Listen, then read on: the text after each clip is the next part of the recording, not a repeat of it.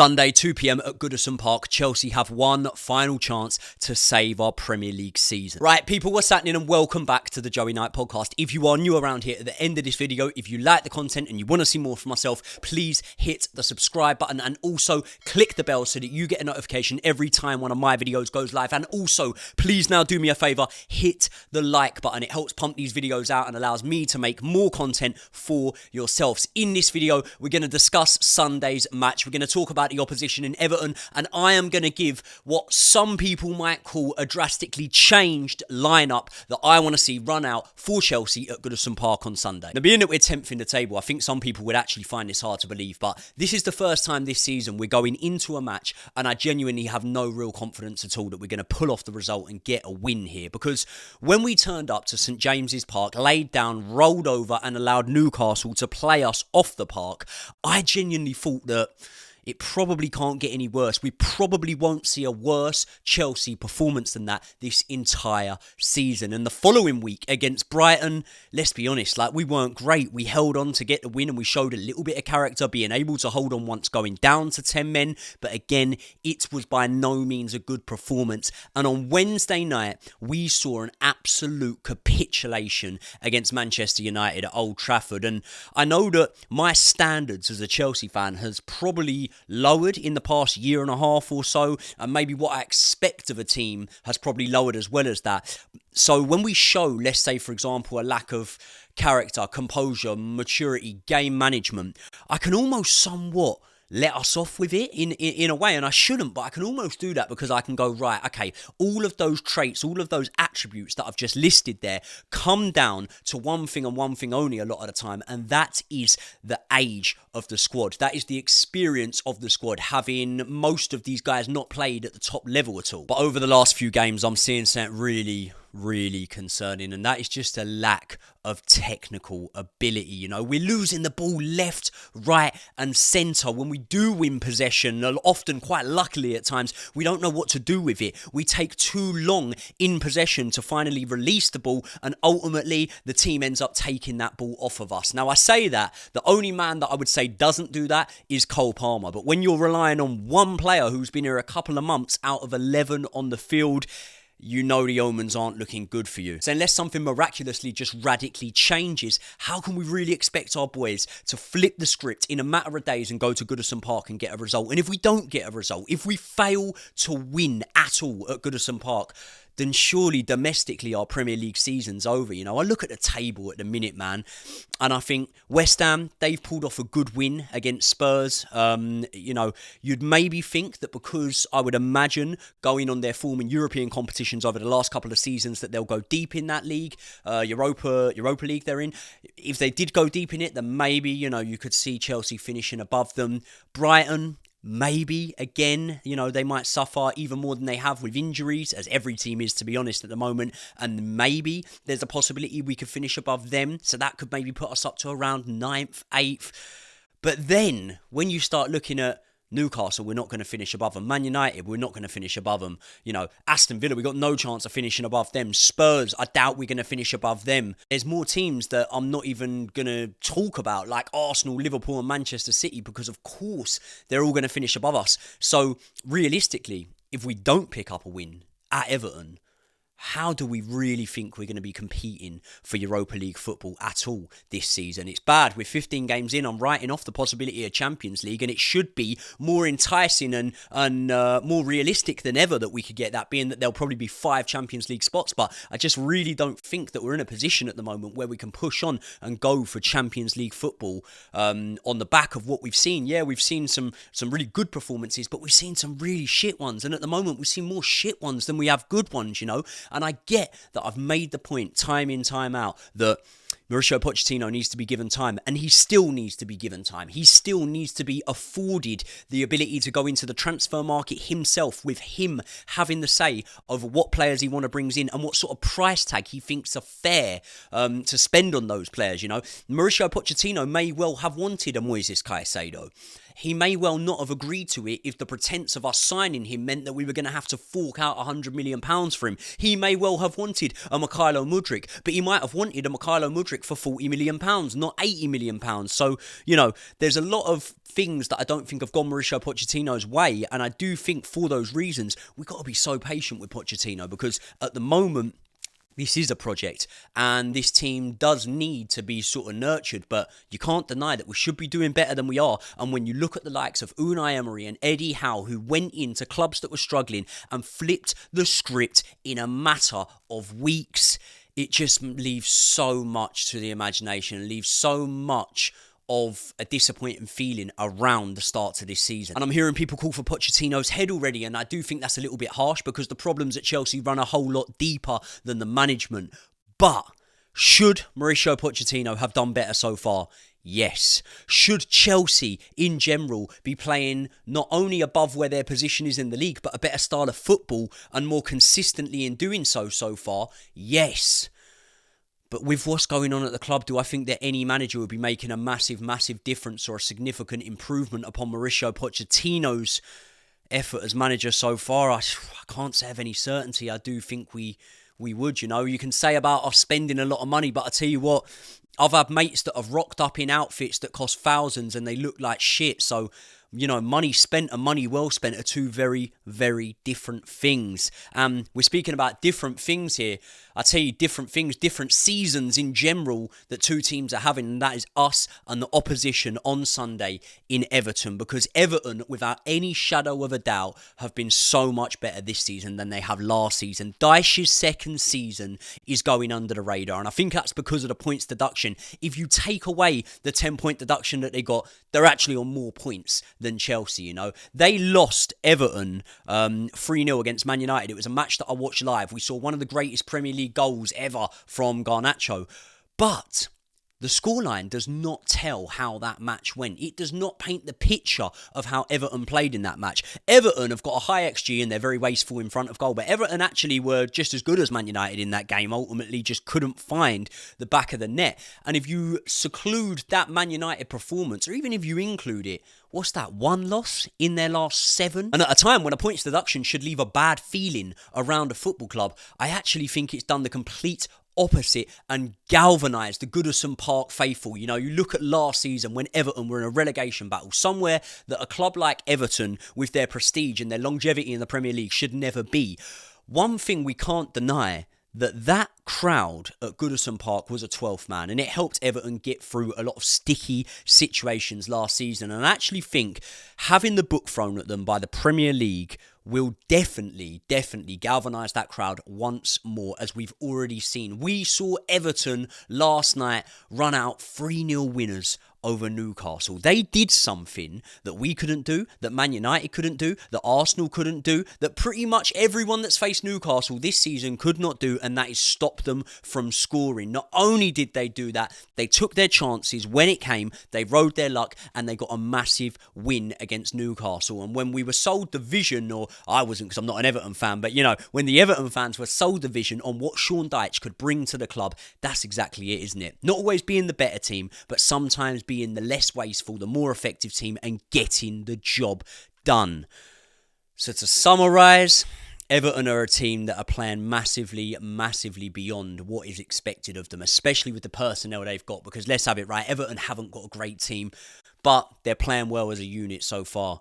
And Chelsea, we're miles off it, man. We're playing so far below what I would have expected from us this season, and so drastically so that although we're gelling a new team together, and one of the best things we can do is stick with the boys and let them grow together and gain experience together, I honestly think when I name my team sheet, which I'm about to do, we're going to have to see some fairly drastic changes, because I just can't persevere with some of the players that we're seeing at the moment. Let's run you guys through my team sheet. So I'm starting with Robert Sanchez in goal. I thought Robert Sanchez was actually half decent. In fact, very decent with his hands against Man United. Distribution, again, poor at times. Sometimes the back line don't help him and put him under pressure. But again, Robert Sanchez at Brighton was definitely playing very well with his feet. And so far in his time at Chelsea, we're not seeing it anywhere near as much. I would stick with him in goal. I do think he's the best option we've got. Until we see Petrovic maybe in one of the cup games got coming up against. Who are we playing? Preston, I think it is. Then maybe we can make a judgment there. But for the time being, it's Robert Sanchez. Right back, we are going to stick with Reece James. I am not dropping Reece James. That was the worst performance I've seen from Reece James, by the way, in a Chelsea shirt. And maybe I should just stop talking about players and teams in general, because I seem to have a curse. Every time I big up a team, they lose. Every time I big up a player, they play shit. But Reece James, I'd go in there at right back. I know that he will put in a better performance this time out. Axel Disasi and Benoit Badiashile in my centre-back pairing, Cucurella at left-back. I think when I look at that centre-back pairing there, Disasi and Badiashile, they do have an understanding with each other. They play with each other at Monaco, and I think that can maybe benefit us, because at the moment, it looks like there's no cohesion within our backline. It looks like the players don't understand each other. And Thiago Silva, as good as he's been and what a brilliant servant he's been to football and Chelsea Football Club, I just think that maybe we need to start experimenting a little bit more with seeing what the future for this backline could hold and taking Thiago Silva out of there. It's funny, isn't it? A couple of weeks ago, I was saying Chelsea were crazy to even be thinking about signing another centre-back, and now I sort of can't wait to get one through the door, if I'm honest. But definitely, Badiashile is a player that always impresses me when he plays, and I think that he can do a good job there. Cucurella left-back, the obvious exclusion there would be Levi Colwill, who's played there a lot of the time. Again, Levi Colwill's performances recently, they're not enough that all of a sudden I don't think Levi Colwell's a top defender. They're not enough that all of a sudden I don't want Levi Colwill in and around the first team. But I think a message needs to be sent out in this match that your spots aren't just secure. No matter what we've got going on with injuries and whatnot, price tags you may have been brought in for. So Cucurella, pound for pound, I think has performed a little bit better than Levi Colwill. I'd stick him there. Now the midfield, the three, is going to be Caicedo, Enzo and Conor Gallagher. However, if we had Ugochukwu available, which in the coming days it might transpire we may, because he only picked up a knock, but I don't think we are going to have him available. Obviously, if we have Romeo Lavia available, if we had Ugochukwu and Lavia available for this match, I'd drop both Caicedo and Enzo and keep Conor Gallagher in there. That's how bad it is. £200 worth of midfielders I would be dropping for this match. Front line, we're going to go right wing, Cole Palmer. We're going to go left wing, Ian Maatson. And we're going to go Armando Broja through the middle. So you can see they're nearly a completely changed front line. And I think it's justified. I think we need to see it. Raheem Sterling was really, really poor in that game against Manchester United. Nicholas Jackson is so ineffective in front of goal. It's ridiculous. His goal record looks good, but when you actually look at it, how many matches has he actually scored a goal in? He scored against Luton. Okay. He scored against Spurs. He scored against Man City. And he scored against Burnley. That's 4 games. That's 4 games out of 15. That is not a good goal return. He's massively wasteful. There was a chance when the ball was put to him against Man United. You're facing one of the weaker goalkeepers in the league, in my opinion, in Andre Onana. All you need to do is hit it. If you hit it low, you will beat Andre Onana. You should have a striker's instinct in there to be able to do it. And unfortunately, Jackson doesn't even release a shot. He tries to walk it into the back of the net because he's not got the confidence to just put his foot through it there and then. And that's nothing wrong with it. He's a young player and he will need to be given time. But at the moment, when we're looking at this being a massively underwhelming season, let's have it right, a really poor season. And we're saying that we could be on the brink of having a season where we end up in a relegation battle if things don't start going a little bit more consistently than they have been. I've got to sacrifice Nicholas Jackson, take him out of the team here. And then the other guy I'm talking about here is Mykhailo Mudryk. Again, Mykhailo Mudryk. I've asked the question time in, time out. Is Mykhailo Mudryk a great player that shows moments of brilliance and glimpses of what could come in the future? Or is he just fast? Is he just fast? Mate, the Newcastle fans were giving Almiron stick for a couple of seasons. Brian even still gives him a lot of stick now. And I look at Almiron and I'm thinking, mate, I'd like you there instead of Mykhailo Mudryk. And what does that say? Poor from Mykhailo Mudryk the other night. And I'm getting to a point now where, everyone wants to be very they want to save face on this sometimes, and they really don't want to call it for what it is. And I understand that Mykhailo Mudryk will have had a lot of issues around his personal life, around his home life, young man settling in another country, and I completely sympathise with him for that. But the way he reads the game just really is not very good at the moment, and we need to see more from him. I'm very hopeful that Mauricio Pochettino can get an arm round a Mykhailo Mudryk, round a Nicholas Jackson, can get working with them on the training ground, which I thought that, being that the games don't come as thick and fast as they might be in, or they might have in seasons gone by when we were in European competition, I thought Mauricio Pochettino would have the luxury of having a little bit more time to work with these players on their weaknesses on the training ground. But so far, we're not seeing that. So I think that Cole Palmer is probably, I would say Conor Gallagher as well, but he's just coming off the back of a red card. I'd say Cole Palmer is probably the only man here that can really hold his head high and say, okay, I've been putting in 9 out of 10 times good performances from the second I came through the door. Other than that, Amanda Broha, he needs to be given a chance. And Ian Maatsen has always impressed me when he's come on the pitch. And I tell you what, pre-season's pre-season. What does it really mean? But mate, pre-season, Ian Maatsen was tearing things up. He was looking really, really good. So I think it's time to cast aside the likes of a Mykhailo Mudryk for now. To cast aside, even for this individual game, the likes of a Raheem Sterling, and go, do you know what? Sometimes what you've done in the game and the price tag you've come in for can't save you, and I'm going to have to be a little bit ruthless with this starting 11 now. And almost, I've been bantering him and saying that he's been doing a rubbish job, but look what Ten Hag did.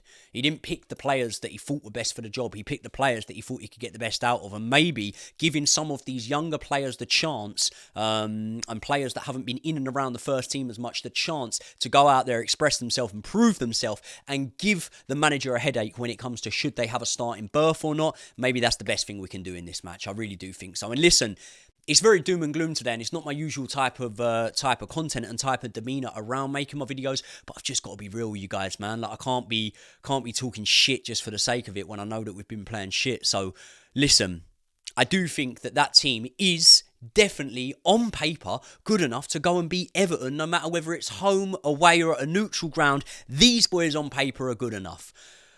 But football's not played on paper. Football's played on grass, unfortunately, for Chelsea. So if it was played on paper, maybe we'd be a little bit higher up the league this season.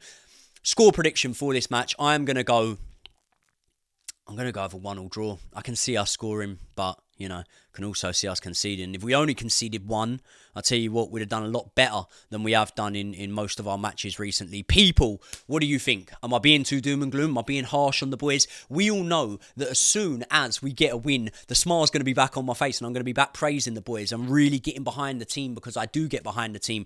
But sometimes there is such thing as toxic positivity, you know what I mean?